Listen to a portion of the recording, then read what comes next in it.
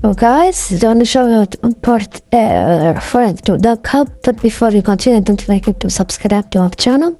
First, log into your DocHub account with your Google Gmail account and locate on the left sidebar in your document button. Click on it, click on select files and browse your computer to add your DocHub file.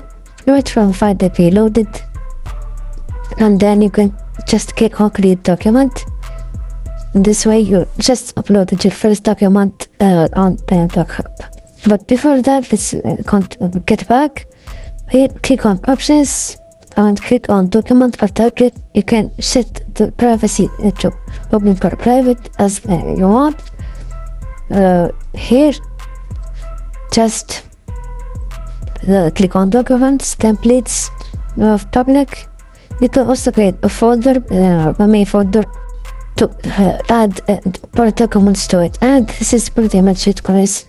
If you found this video, don't forget to like, subscribe, and